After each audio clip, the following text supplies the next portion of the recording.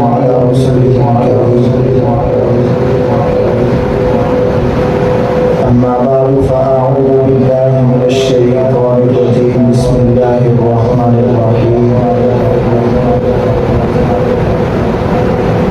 قال الله تبارك وتعالى في كلام المجيد والفرقان الحميد: إن هذا القرآن يهدي للتي هي أقوم ويبشر المؤمنين الذين يعملون الصالحات أن لهم أجرا كبيرا. وقال النبي صلى الله عليه وسلم: إذا مات الإنسان انقطع عنه عمله إلا من ثلاثة: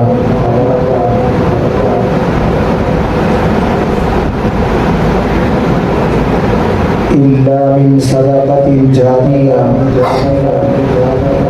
أو من علم ينتفع به أو ولد صالح يدعو له أو كما قال عليه الصلاة والسلام. يا رب صل وسلم دائما أبدا على حبيبك خير الخلق كلهم. تمام احباب ذوق شوق کے ساتھ عبادت کی نیت سے نمازوں میں خوشی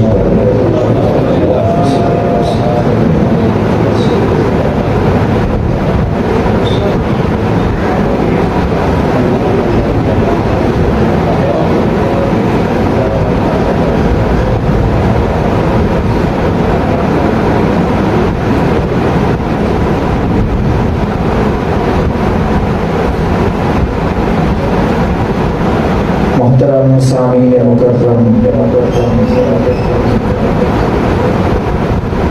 علماء کرام،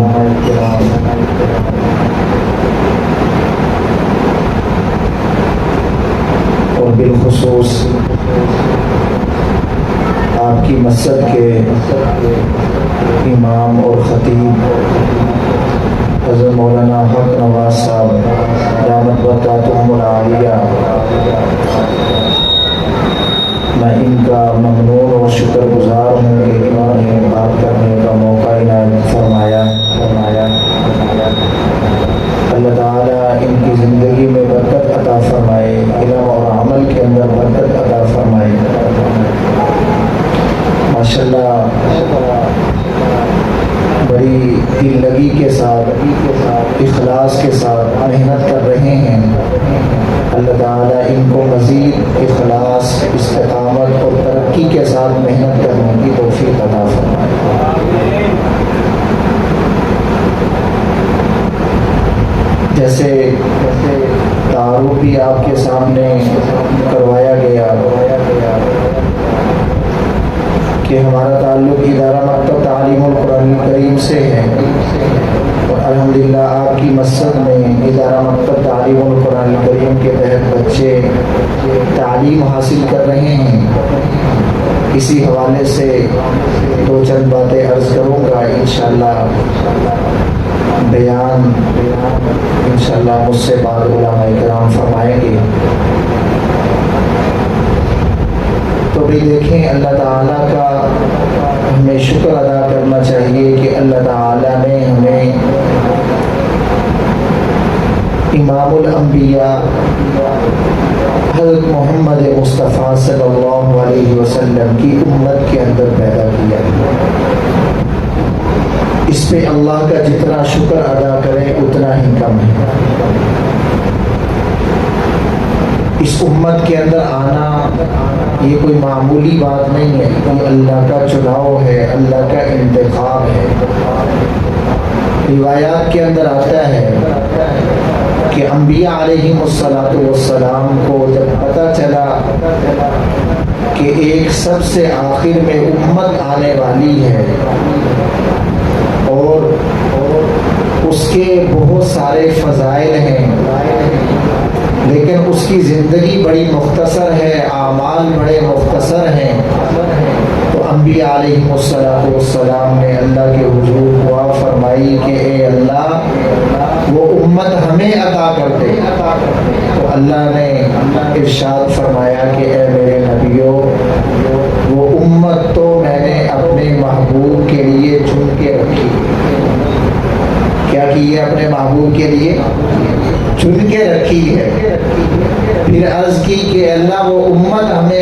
مہربانی کرنی تو اس امت کے اندر پیدا ہی فرما دیے، ہمیں پیدا فرما دے۔ تو میں جو عرض کر رہا تھا کہ ہمیں اس پہ فخر ہونا چاہیے کہ ہم ایسے نبی کی امت کے اندر پیدا ہوئے، ایسے فضائل لے کر پیدا ہوئے کہ جس کے لیے انبیاء نے اللہ سے دعائیں مانگی۔ اور بھی اللہ تعالیٰ نے ہمیں بہت ساری نعمتوں سے نوازا ہے، اتنی نعمتیں ہیں اللہ تعالیٰ کی کہ اگر ہم ان کو شمار کرنا چاہیں تو ہم شمار نہیں کر سکتے۔ کیا خیال ہے جی؟ یقین ہے آپ کا؟ اچھا ماشاء اللہ۔ بلکہ اللہ رب العزت قرآن مجید کے اندر یہ بات ارشاد فرماتے ہیں وَإِن تَعُدُّوا نِعْمَتَ اللَّهِ لَا تُحْصُوهَا، کہ اے میرے بندو جتنی نعمتیں میں نے تمہیں دی ہیں اگر تم ان کو شمار کرنا چاہو تو وہ نعمتیں تمہارے احاطہ شمار سے باہر ہیں، سر سے لے کر پاؤں تک، اور اسی طرح آسمان سے لے کر زمین تک، بلکہ یہ جتنا بھی خلا ہے اللہ کی نعمتوں سے بھرا پڑا ہے، اور یہ ساری کی ساری جتنی بھی نعمتیں ہیں اللہ نے اپنے بندے کے لیے پیدا کی۔ اور پھر اللہ تعالیٰ اپنے بندوں سے کتنی محبت کرتے ہیں۔ اللہ تعالیٰ نے یہ نہیں فرمایا کہ اے میرے بندوں نعمتیں دی احاطہ شمار سے باہر ہیں، لہذا بس فرمایا لَإِن شَكَرْتُمْ لَأَزِيدَنَّكُمْ، اگر میری ان نعمتوں کا مزید شکریہ ادا کرو گے میں ان نعمتوں کے اندر بھی اور اضافہ کروں گا۔ تو اس لیے فرمایا کہ اگر بندہ کوئی چاہتا ہے کہ نعمتوں کا شکریہ ادا کرے تو اللہ تعالیٰ کا زبان سے شکر کرنا چاہیے۔ ایک بزرگ کے بارے میں لکھا ہے اللہ والوں کے بارے میں کہ وہ اللہ سے یوں اللہ کی نعمتوں کا شکر ادا کیا کرتے تھے، فرماتے یا اللہ آپ نے جتنی بھی نعمتیں مجھے عطا کی ہیں، جن کو میں جانتا ہوں جن کو میں نہیں جانتا، یا اللہ میں ان تمام آپ کی نعمتوں کا شکریہ ادا کرتا ہوں، شکر ادا کرتا ہوں۔ اور فرمایا کہ یا اللہ جتنے بھی آپ کی نافرمانیاں مجھ سے ہوئیں یا اللہ میں تمام نافرمانیوں کے بقدر آپ سے توبہ اور استغفار کرتا ہوں۔ فرمایا یہ دو جملے ایسے ہیں کہ اگر یہ کسی کی زبان پہ جاری ہو جائیں، کسی کی زندگی میں آ جائیں تو وہ بہت جلد اللہ کی محبت کو اپنے دل کے اندر سمیٹ لے، وہ اللہ کے قریب ہوتا چلا جائے گا۔ اس لیے ہمیں ہر حال میں اللہ کا شکر ادا کرنا چاہیے۔ آپ صلی اللہ علیہ وسلم دنیا میں تشریف لائے اور آپ صلی اللہ علیہ وسلم کی آمد کی وجہ سے اللہ تعالیٰ نے ہمیں بہت بڑی نسبت عطا فرمائی، اس پہ بھی ہمیں اللہ کا شکر ادا کرنا چاہیے۔ اس پہ بھی کیا کرنا چاہیے؟ اللہ کا شکر ادا کرنا چاہیے۔ انشاءاللہ وہ علماء بتلائیں گے کہ آپ صلی اللہ علیہ وسلم دنیا میں تشریف لائے تو ہم پر کتنا بڑا احسان ہے۔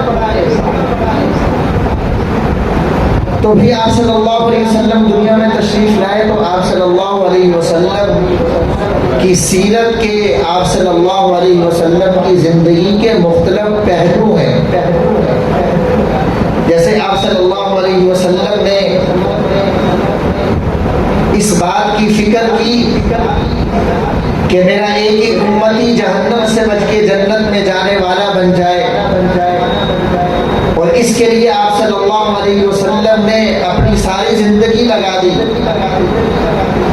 اسی طرح آپ صلی اللہ علیہ وسلم کی سیرت کو دیکھا جائے تو آپ صلی اللہ علیہ وسلم کے ہی ہمیں یہ نظر آتے ہیں کہ اتنی بڑی آپ صلی اللہ علیہ وسلم کی ذمہ داری ہے، لیکن اس ذمہ داری کے باوجود آپ صلی اللہ علیہ وسلم اپنے صحابہ کو، اپنی امت کو گھر کی زندگی کے بارے میں بتلا رہے ہیں۔ یعنی آپ صلی اللہ علیہ وسلم بحیثیت شوہر،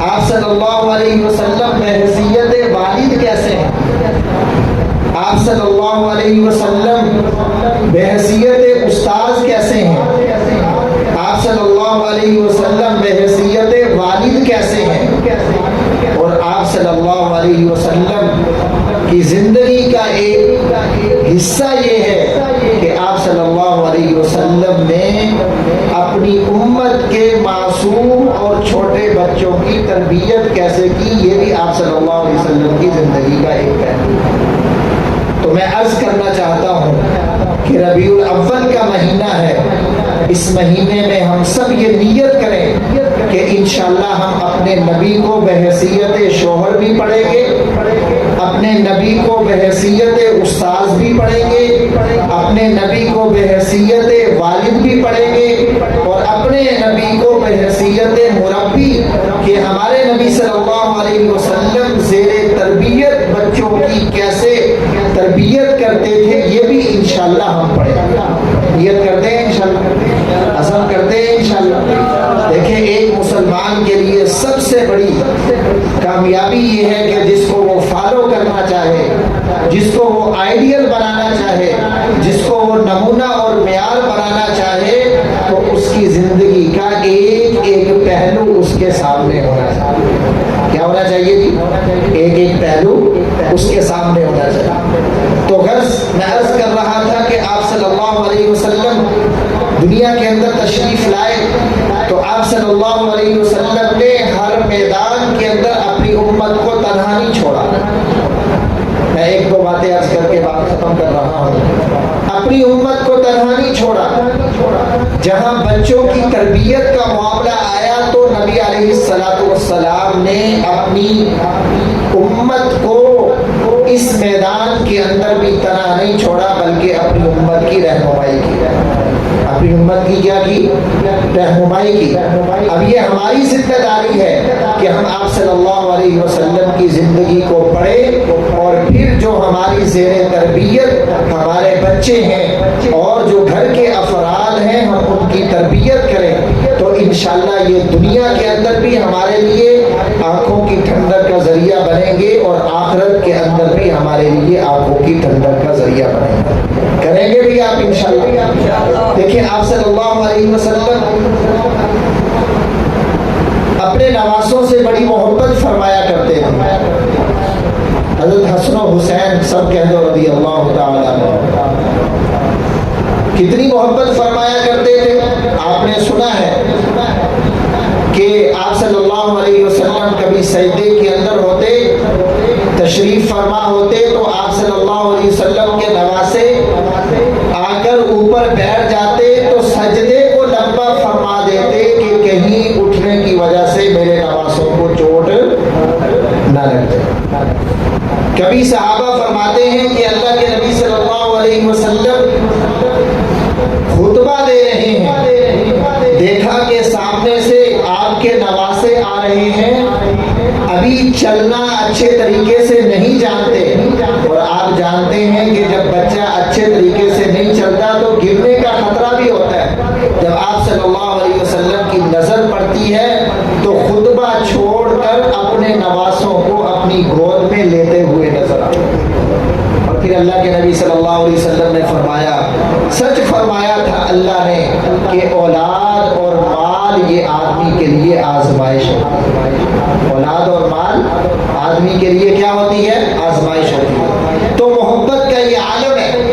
ایک موقع پہ اللہ کے نبی صلی اللہ علیہ وسلم نے اپنے نواسے حضرت حسین رضی اللہ عنہ یا حضرت حسن رضی اللہ عنہ کو کندھے کے اوپر بٹھایا، کمر کے اوپر، اور گھٹنے ٹیکے اور دونوں ہاتھ ٹیکے، جیسے آدمی سواری بنتا ہے۔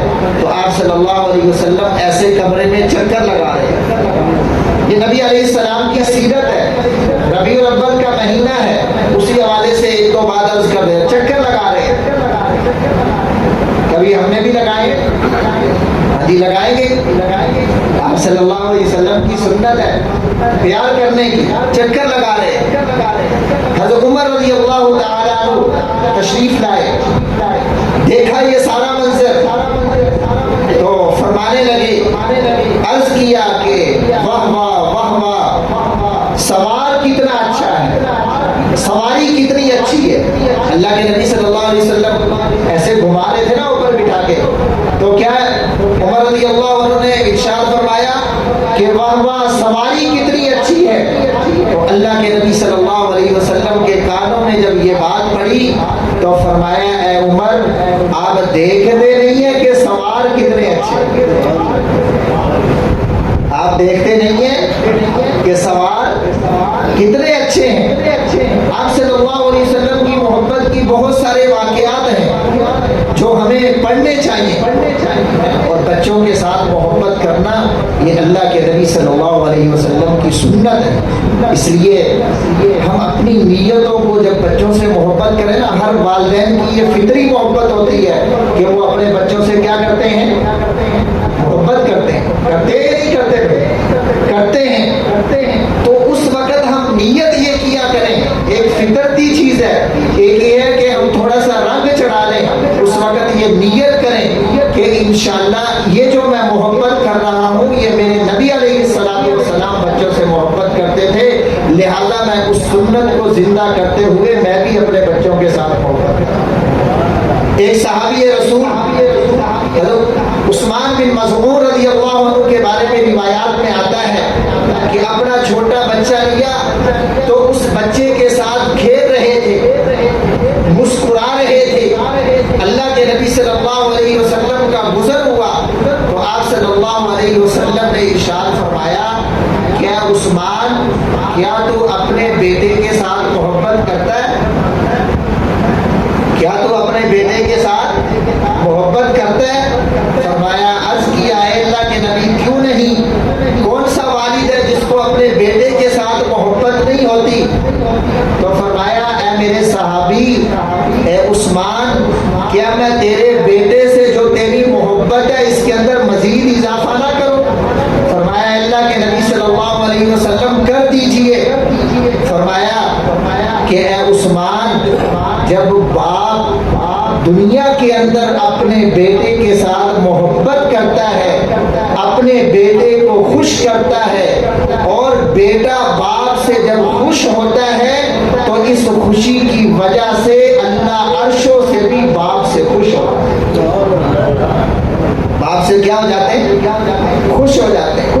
ایک موقع پہ فرمایا ریح الولد ریح الجنہ، کہ بھئی یہ جو چھوٹا بچہ ہوتا ہے نا، آپ نے تجربہ کیا ہوگا کہ چھوٹا جو بچہ ہوتا ہے اس کے جسم میں سے عجیب سی ایک خوشبو آتی ہے، ایک سمیل سی ہوتی ہے، چھوٹا بچہ جو بالکل معصوم ہوتا ہے، کچھ 1-2 مہینے کا، جسم سے فطرتی طور پہ وہ مہک سی ہوتی ہے، تو فرمایا اس مہک کو معمولی نہ سمجھو، ریح الولد ریح الجنہ، فرمایا یہ جو بچے کے جسم سے قدرتی طور پر یہ خوشبو آ رہی ہے یہ کوئی عام خوشبو نہیں ہے بلکہ یہ جنت کی خوشبوؤں میں سے، یعنی محبت کا یہ تقاضا ہے، اپنی امت کو بتلا رہے ہیں، اپنے نواسوں کے ساتھ محبت کر رہے ہیں، لیکن اللہ کے نبی صلی اللہ علیہ وسلم نے ہمیں یہ واضح طور پہ فرما دیا کہ بھئی محبت اپنی جگہ پہ، لیکن محبت کے ساتھ ساتھ میری سنت یہ ہے کہ ہر والدین اپنے بچوں کی دینی اور اخلاقی تربیت ضرور کریں، دینی اور اخلاقی تربیت کیا کرے، ضرور کرے۔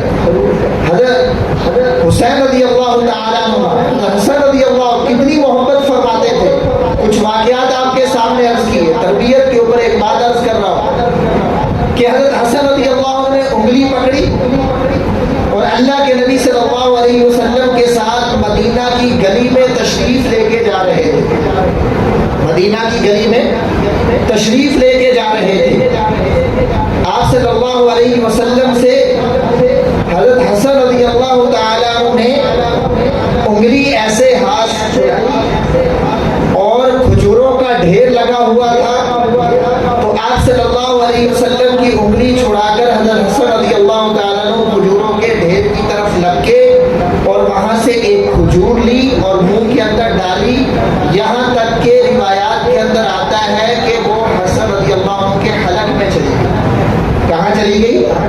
حلق میں چلی گئی۔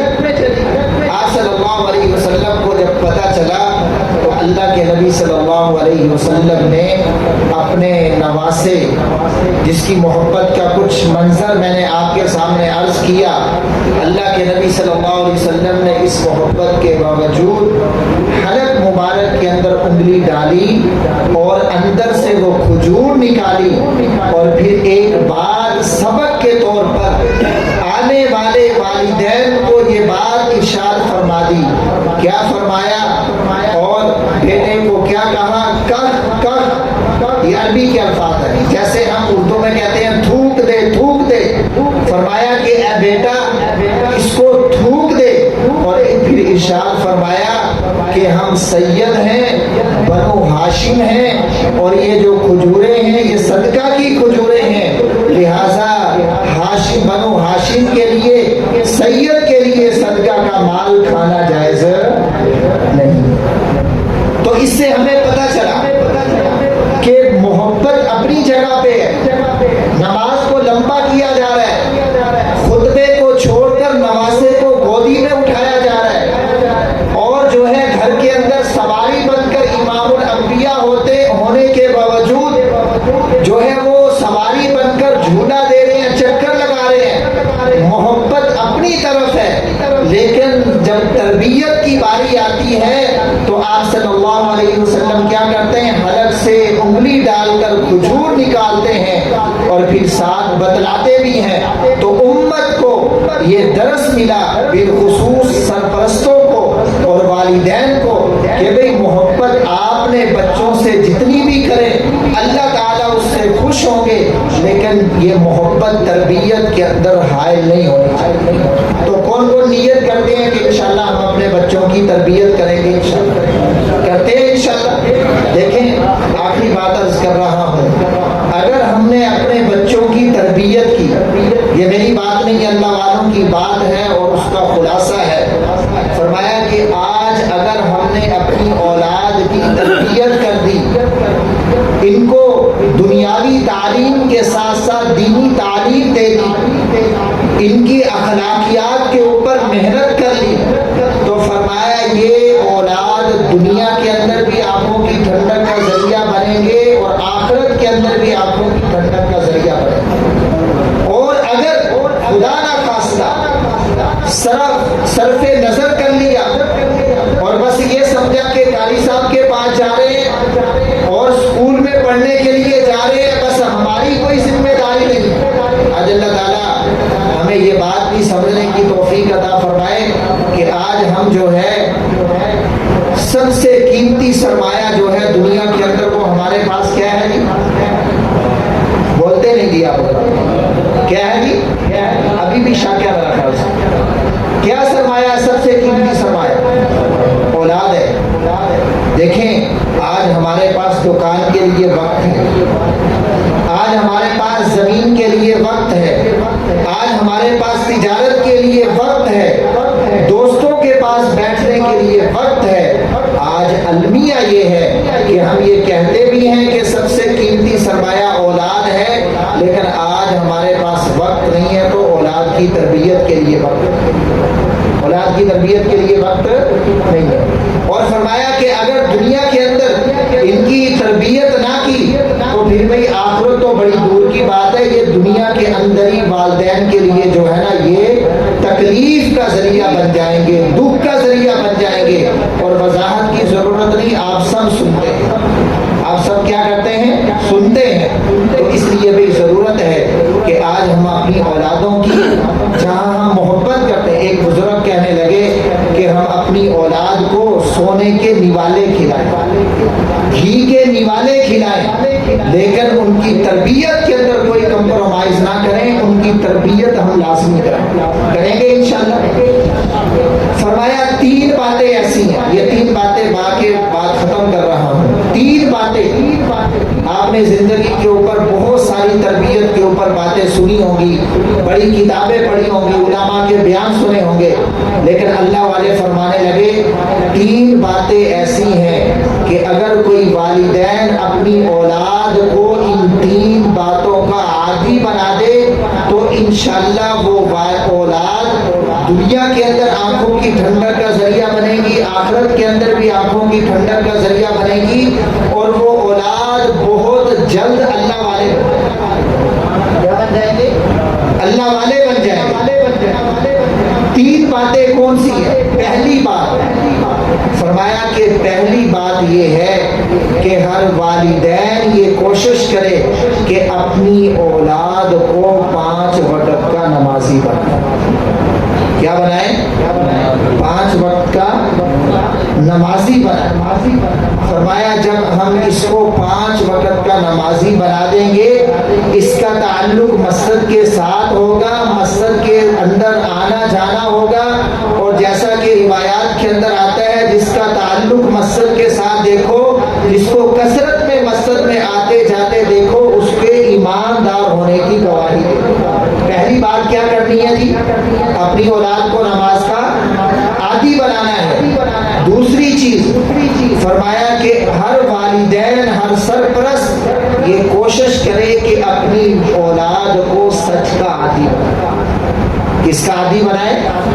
سچ کا عادی بنائے۔ اور فرمایا جس نے اپنی اولاد کو سچ کا عادی بنا دیا، انشاءاللہ یہ بہت جلد زندگی کے اندر یہ اللہ والی بن جائے۔ اور تیسری بات فرمایا کہ والدین سرپرست اپنی اولاد کو خدمت کرنے والا بنائے۔ کیا بنائے؟ خدمت کرنے والا بنائے۔ فرمایا یہ 3 باتیں ہیں جن کی اولاد نمازی ہوگی۔ کیا ہوگی؟ نمازی ہوگی۔ نمازی ایسے نہیں کہ کوئی غمی آئی تو بس چند دن لوگوں کو منہ دکھانے کے لیے نماز پڑھ لے پھر مسجد کی چھٹی نہیں۔ یقیمون الصلاۃ، نماز کو قائم کرنے والے، خوشی کے اندر غمی کے اندر ہر حال میں نماز کی پابندی کرنے والے، نماز کو بچوں کو عادی بنایا۔ دوسری چیز اپنی اولاد کو سچ بولنے کا عادی بنایا۔ تیسری چیز خدمت کرنے والا بنایا۔ فرمایا یہ 3 چیزیں ایسی ہیں کہ یہ اولاد کو اللہ والا بھی بنا دے گی اور والدین کا فرمانبردار بھی بنا دے گی۔